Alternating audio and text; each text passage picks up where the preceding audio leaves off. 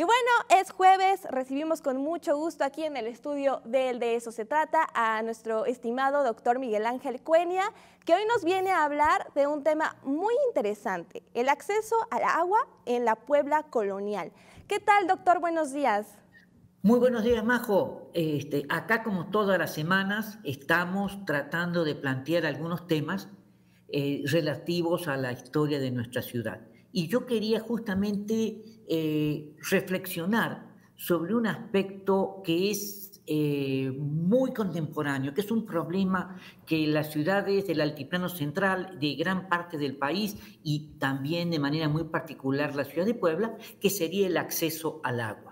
Y que nosotros sabemos que hoy hay colonias, hay barrios enteros que sufren del agua. Vemos cotidianamente pipas en las mañanas temprano descargando agua para surtir de agua al Palacio Municipal, es decir, lo cual nos da la pauta, o a los hoteles y a los negocios que están alrededor del Zócalo, nos da la pauta de la dificultad para proveerse de agua. Y este no es un problema contemporáneo, digamos, en la medida en que la ciudad va creciendo, se va expandiendo, extendiendo y aumentando la densidad demográfica, lógicamente que el problema de la distribución del agua se acelera y se incrementa. Pero desde la fundación de la ciudad, digamos, las autoridades tuvieron que ver cómo proveer de agua a los habitantes de esta pequeña aldea, de esta pequeña ciudad. Nosotros sabemos que el valle de Coixtlahuapan, donde se asienta la ciudad de Puebla, se encuentra irrigada por diversos cursos de aguas que cruzan el valle, siendo el más importante, digamos, la cuenca del río Atoyac, y que también tenemos que cruza por el centro del valle donde está la ciudad de Puebla, este pequeño arroyo que era el río de San Francisco, un afluente del río de San Francisco, el río Xonaca, y al oriente el río Alceseca. Esto, digamos, son afluentes y cursos de agua muy, muy importantes que las primeras autoridades y habitantes de Puebla tuvieron presente. No podía haber un asentamiento humano sin que hubiera acceso al agua. Pero habría que, digamos, tener presente lo siguiente. En ningún momento se utilizaron las aguas del río Alceseca o del río de San Francisco, no digo el Atoyac porque quedaba un poco más retirado, para surtir de agua a la población.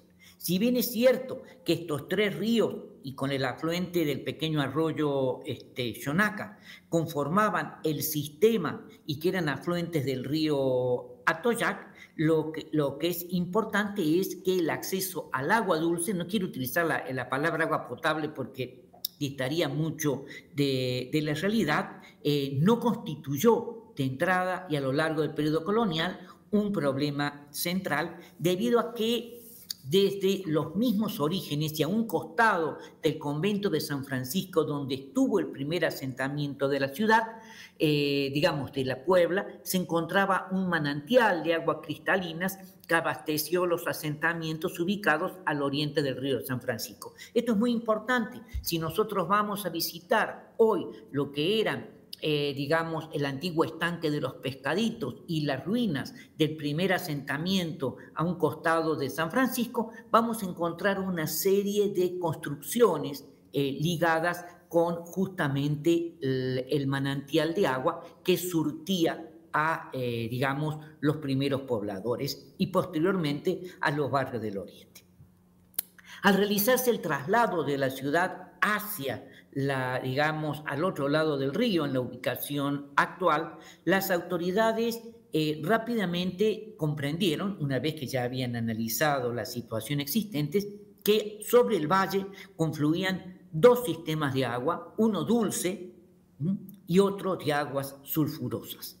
Los manantiales de agua dulce se ubicaban al pie de la Malinche, sobre el eje que conformaban los cerros de Loreto y de Guadalupe y también el cerro de Amalucan, mientras que los manantiales de agua sulfurosa, que todavía nosotros nos podemos dar cuenta, se localizaban al poniente del centro urbano. Cuando nosotros andamos cerca de la iglesia de San Sebastián, andamos, digamos, pasamos el Paseo Bravo, nos encontramos con olor a azufre que justamente corresponden a estos manantiales de agua sulfurosa. Los manantiales de agua sulfurosa, se decía yo, se ubicaban al poniente del centro urbano y eran utilizados principalmente para riego, para la zona de maíz, básicamente, y los más importantes eran los de San Matías, San José, Nuestra Señora de Guadalupe, la Garita de México, San Pablo, La Estrella, el Matadero, que es donde se encontraban en los baños del Paseo Bravo, conocidos hasta hace no mucho tiempo como los baños del Paseo Bravo, eran justamente uno de los manantiales de agua sulfurosa, Rancho Colorado, Agua Azul y Agua Santa. Estos eran los manantiales correspondientes al agua sulfurosa. Durante el periodo colonial, digamos, y gran parte del siglo XIX, la ciudad se surtió de agua dulce de 6 manantiales, los que eran administrados por el gobierno municipal. Y estos eran La Cieneguilla, Agua Santa. Agua Santa estaba a su vez constituido por 9 pequeños surgentes, Santiago, en la colonia Santiago, El Carmen, La Luz y San Francisco. Los más importantes eran los de La Cieneguilla y los de Agua Santa, que confluían en un solo sistema para poder canalizarlo. Lo que digamos, ¿cómo se traía el agua a la ciudad? El agua se canalizaba, digamos, se traía por acueductos a cielo abierto y una vez que cruzaban el río San Francisco con entubados, digamos, con tubos de barro vidriado, ya se canalizaban por la ciudad, por el centro histórico, a través de instalaciones de barro vidriado. Esto es muy importante. No podemos decir que hubiera una gran cantidad de agua, pero sí la suficiente para que se abasteciera la ciudad. Por lo tanto, el centro de la ciudad se abastecía de La Cieneguilla y de estos manantiales. El oriente de la ciudad se abastecía de los manantiales que estaban ubicados en el Alto, digamos, básicamente en San Francisco, y de ahí, digamos, el estanque de los Pescaditos. Pero había zonas de la ciudad que faltaba el agua. Los barrios del poniente de la ciudad, los barrios del poniente, esos sí tenían serios problemas de agua. Y tenían serios problemas de agua porque eran zonas de agua sulfurosa, pero no servían para la alimentación y para el consumo. Por lo tanto, digamos, los habitantes tenían que ir hasta las fuentes, las pilas que estaban diseminadas normalmente frente a los principales templos, a los conventos, para proveerse de agua, y algunas jardines centrales como la fuente de San Miguel, por ejemplo, ¿no? Entonces, de cualquier manera hubo una permanente y constante lucha, quejas por parte de estos habitantes, y que a lo largo especialmente del siglo XVII, los habitantes de Santiago, de San Sebastián, de San Miguelito, a través del cura párroco, empezaron a solicitar que se les otorgara el agua. Y, digamos, es muy interesante los argumentos que ellos plantean. Digamos, y el argumento central es que tienen que caminar algunos hasta el convento de San Agustín, otros hasta el convento de San Pablo, para proveerse de agua. Y por lo tanto solicitan y piden a través de los párrocos el aprovisionamiento de agua.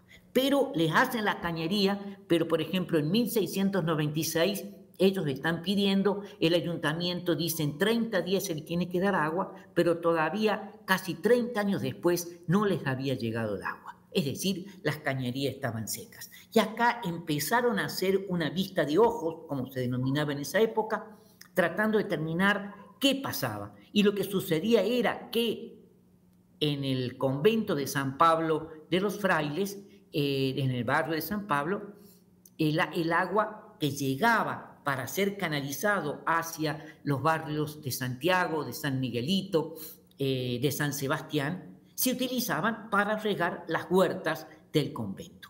Y así sucesivamente, es decir, estos problemas eran verdaderamente cotidianos. En 1714, el cura de San Sebastián, justamente, dice, hace 30 años que no han autorizado el agua, que nunca ha llegado, y acá el problema era que esto representaba un serio peligro para las mujeres del barrio, porque tienen que salir a deshoras, en la tardecita, en la noche, a buscar el agua, y dice el señor cura, me parece un argumento central, porque esto es un peligro, porque podía darse el caso de que las doncellas se perdieran. Es decir, podían ir como doncellas y regresaban señoritas. Y eso era verdaderamente un argumento central. En el caso del Carmen, que el convento del Carmen había hecho un acueducto importante, tenía agua 2, 3 días a la semana y en determinadas horas. De cualquier manera, digamos, el problema del agua era un problema que el ayuntamiento siempre estuvo presente, porque cada vez que se generaba un crecimiento del río de San Francisco en temporada de lluvia, se llevaba, digamos, las estructuras para cruzar el río, las cañerías, la ciudad se quedaba sin agua y rápidamente había que renovar y reestructurar o reconstruir todo esto. Por lo tanto, no solamente estaba cómo voy a abastecer de agua, sino cómo voy a mantener las tuberías y a ver la calidad del agua. ¿Por qué? Porque donde estaban los manantiales se juntaban hojas, las hojas en temporada de otoño, invierno se podrían, esto afectaba verdaderamente la calidad del agua. Y también había otro problema, que las pilas se utilizaban muchas veces para lavar ropa. Entonces, claro, no eran los lavaderos de Almoloya, los lavaderos de Almoloya sí tenían acceso directo al agua proveniente justamente de la zona de San Francisco, digamos, del manantial de San Francisco, y por lo tanto ahí no había problema, porque ahí se canalizaba. Pero en otras pilas, en otras fuentes, se utilizaban ya sea para dar agua a los animales, digamos, mulas, caballos, o para lavar la ropa. Y lógicamente esto sí preocupaba, porque de ahí también se surtían las diversas casas para abastecer de agua. En una palabra, esto es lo que yo les quería plantear, que el problema del agua es un problema que ha estado presente desde los orígenes mismos de la fundación de la ciudad hasta el día de hoy. Bueno, muchísimas gracias. Este era el tema que yo quería platicar con el auditorio. Muchas gracias. Gracias, doctor Cuenya, por este recorrido. Ciertamente seguimos todavía batallando con el agua, pero no como esos años, ¿verdad? Porque ahorita nos quedamos sin agua, llamamos a la pipa y ya en una hora tenemos. Los habitantes de Santiago, como comentaba, se tardaron 30 años. Entonces, bueno, ya estamos un poco mejor, se podría decir. Muchas gracias, doctor. Gracias. Por estar con nosotros. Nos vemos el próximo jueves. Hasta luego. Nos vemos la próxima semana. Gracias. Gracias.